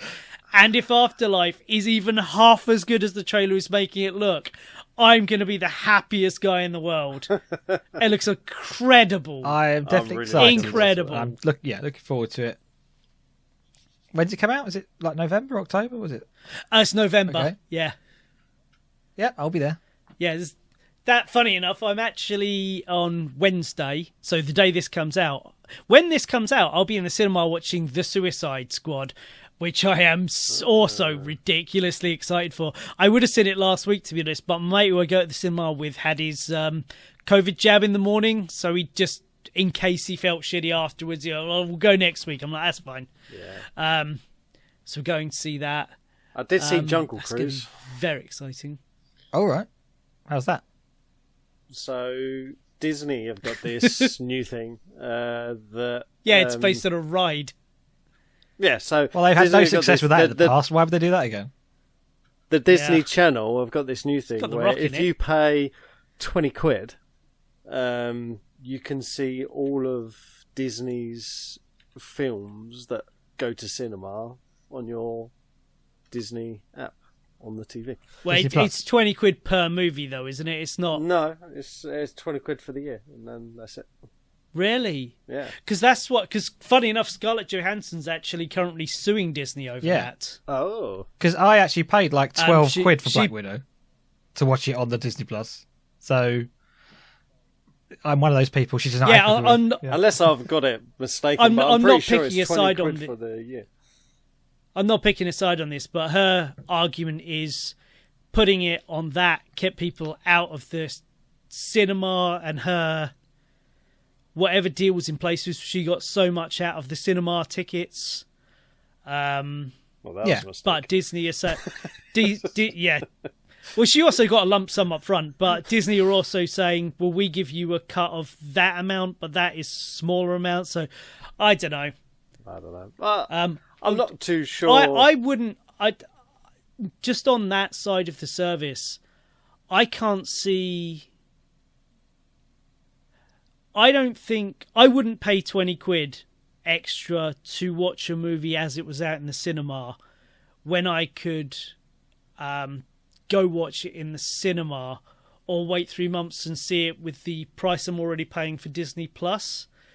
But you're not the first friend I've got who's literally just done that. So obviously... I mean, mine is partly... I think I had a week off. Well, it's a perspective thing because... wanted to watch it from home. It was out. I was quite interested to see what it was all about. And to be honest, I'm still not really going to public places like that. So This that's is how I want to watch why, it. this was our reason. So Yeah, that's what I was going to add, because also I've got the Cineworld pass, so I've already been in there. I can see what the social distancing stuff is like. I'm still masked up and everything, but I can understand why you'd not be comfortable with that. see, we haven't had the pass for a very long time, but we still go to, like, we would normally still go to cinema to see movies. We love the cinema experience, but at the minute we're not going to, like, most places. Whenever we go out, we're still like super covering up and stuff, and that's just our choice. And it's just when sensible, isn't it? Yeah, and then when this thing come up on Disney, like, I'll pay 20 quid to see these movies that are on the cinema, I was just like, oh, well, there's a way to see the latest films, sure. So we paid it, and we saw, we watched Jungle Cruise purely because The Rock was in it. Huzzah! Yeah, and I tell you what, I actually really enjoyed it. It was a really good film. Cool. There's a bit of tongue in cheek in it. There's Emily Blunt, I think it is, played. Oh, I love her so much. I'll tell you, who's in it? Paul Giamatti. Yeah, I'm looking at the. I also love Paul Giamatti. I've actually, funnily enough, I've already told my mate, who I go to cinema with, if there's nothing on one week and Jungle Cruise is out, we are going to see it, because I go see rock movies. It's just a thing I do. So yeah, you'll enjoy it for what it is. I may wind up seeing it. How is Jack Whitehall? I tell you what, even though I know what the critics are automatically going to say. I haven't read any of them, but automatically you know what they're going to say. They're just going to say he's playing himself, but. Yes, okay, he is technically sort of playing a degree of himself, but he plays it so well. He really does play it really, really well. And he slots into the movie perfectly. Did you see Bad Education, a sitcom he did, where he did that thing he does with him playing himself, but he was also educating some little kids, because that was fucking hilarious. Yeah. I absolutely love that. Yeah, that was like, really good. Oh, it's Jack Whitehall doing the character. That's not a person that should be in charge of children. And hilarity ensued. Yeah. It was just about... It was a bit more wacky than that, but it's the closest to more teachers I've seen in years. Oh, yeah. And I used to love teachers. So in this... Sorry, go on. No, I was just going to say, I was going for a Jack Whitehall tangent, really. I used to, I think it was 3 seasons of Fresh Meat, and I really enjoyed that show. Where he's a student. He basically, again, he plays the posh guy, but there is a bit of character development and depth to his character, and all of them. I think they're all like caricatures when you first meet them, but you gradually see more of them as you go. And I really like Fresh Meat, and at that point is what I thought. He's like a stand-up. What's he doing acting? I was like, oh, he's actually not that bad. Strangely enough. Yeah, like same in this film. He plays like a posh he plays himself. Wimpy type brother to The Emily Rock? Blunt. Oh, okay. No, to Emily Blunt. That's exactly what I was thinking. Yeah. What happened there? But no, so Emily Blunt's the more manly, adventurous, outgoing one. And she looks after her little brother, and I think it's little brother. I think she's the older one. Yeah, I'm pretty sure. And so it is like an adaptation of himself, but he plays it really well. It really slots into the movie nicely. And there's funny bits in it. There's quite serious bits in it. There's a few surprises in it. And it is an all-round good family fun watch. So yeah, highly recommend that. Does anyone have anything else?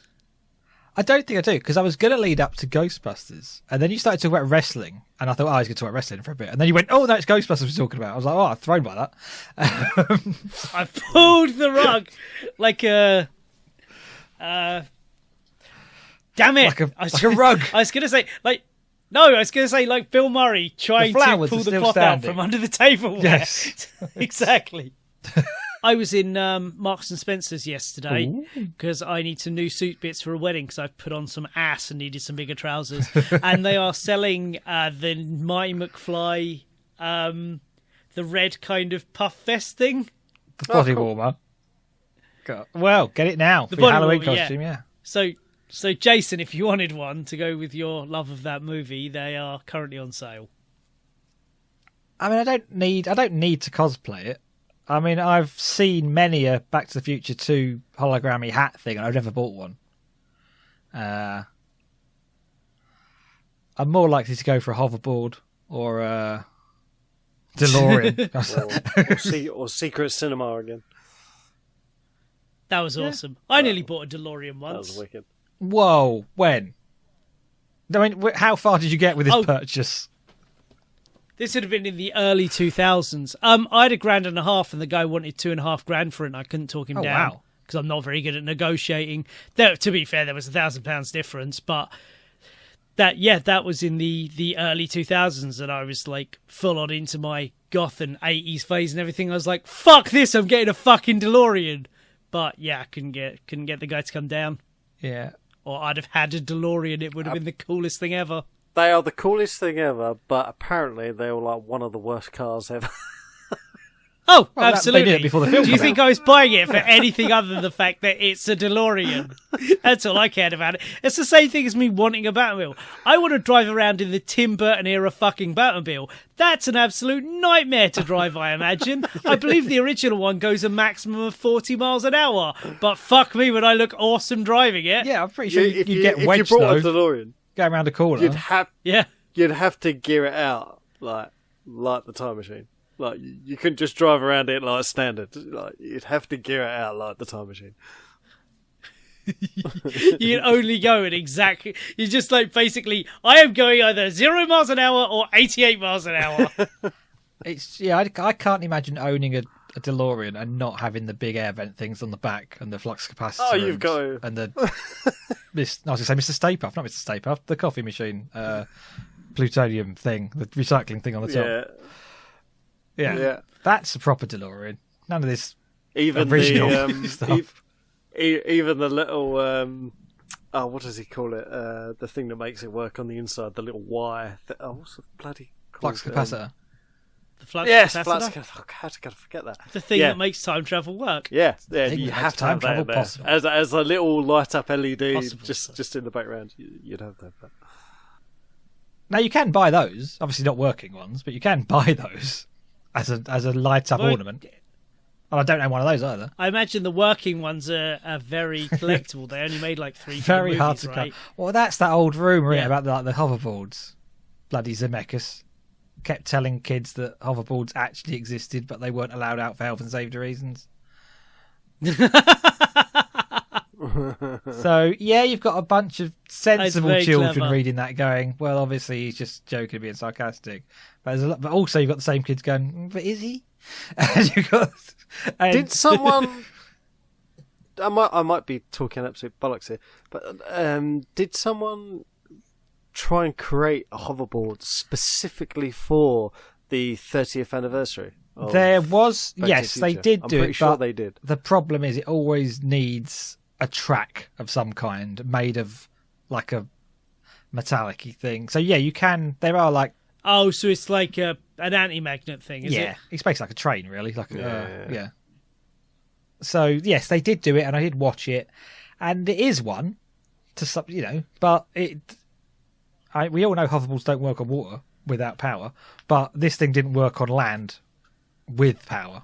It was just you have to have this metallic track to go on, and then it would work.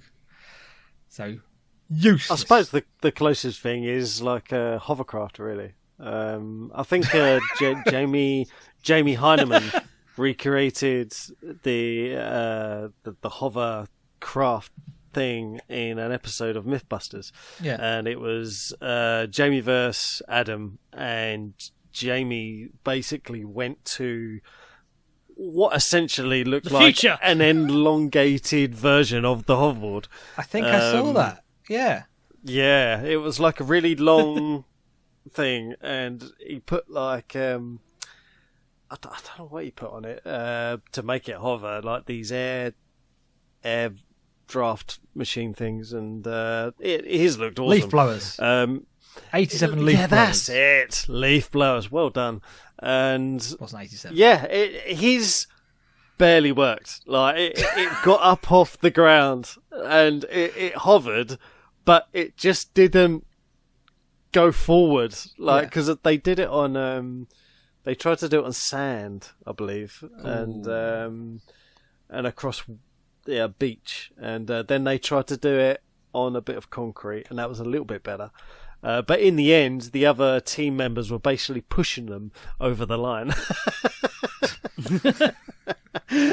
And Adam created this monster of a thing that was like the heaviest thing you've ever seen in your life. And he's hovered, but yeah, again, didn't go nowhere.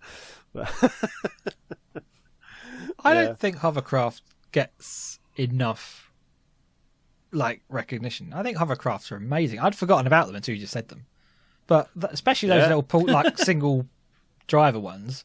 I think they're an amazing invention. I'd love to have one. I'd have that instead of a DeLorean. If I could have one, I don't know where I'd take it, but I'd have one. I'd love something I can go in and out of the water one and just, I don't know, drive over. And the good thing is it works on water. Like. Yeah.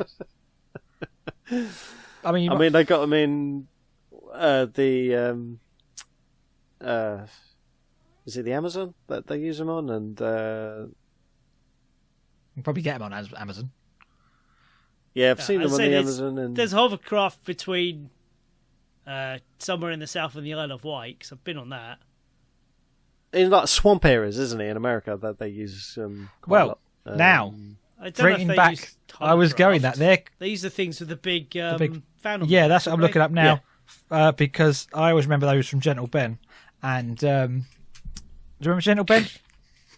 Florida-based. Yes, the bear, right? Yeah, starring our favourite child actor, Clint Howard.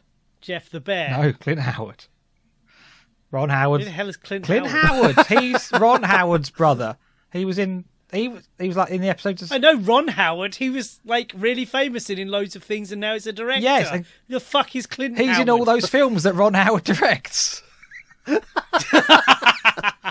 To be fair, I'm not a fan of Ron Howard as a I know director, you're and I not. never watch his movies. But I am a fan of him in Arrested Development. Yes, but I feel like Clint Howard was the bigger actor as a child. He was like the Danny Minogue to Kylie Minogue when they were really young. I think he got usurped. But Kylie was the bigger one. Not originally. What are you Danny talking had about? the role first. She was in the Sullivans or something. Then Kylie started getting all the big, Danny big was boots. Yeah, Danny was first. But yeah, Clint Howard was in like I always Star thought Trek. Danny was in loads of stuff. Home and Away. Wasn't Danny in Home and Away? Danny was in Home and Away. Yes. Yeah. That's what I remember her from. Do you know what Clint Howard And was then in? He was in. all of my teenage fantasies. Clint Howard was in Fist of the North Star. Stop trying to bring this back to Clint I am. Howard. I'm trying to reminisce about Danny Minogue. Go ahead. No, I'm thinking about Danny Minogue now. Ruined it.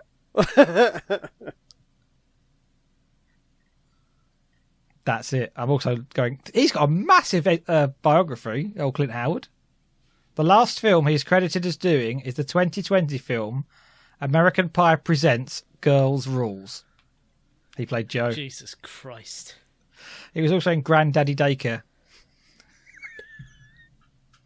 Okay. What's that? I'm assuming it's like Daddy Daycare, but the next generation. Oh, he was in Solo, a Star Wars story. There you go. He's done some other things. Well, Ron Howard directed that, Oh, right? he did. Of course he did. Yes.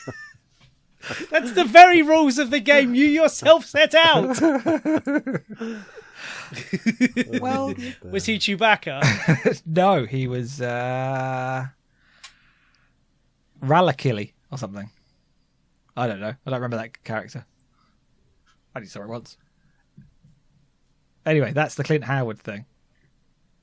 So, if you've got this far in the video, leave the term or the name Clint Howard in the comments. Yeah. Yes, Clint Howard. Perfect. And what about the word if they've just skipped right to the end? Oh, yeah, it's good. We need a fake word. We need a that fake can be word. Danny Minogue. There you go. Yeah. A fake word? Oh, yes, I see, yeah. Fake word, Danny Minogue. Yeah, if you've Absolutely. made it this far, Yeah. Danny Minogue. Leave that. Yeah. Wink.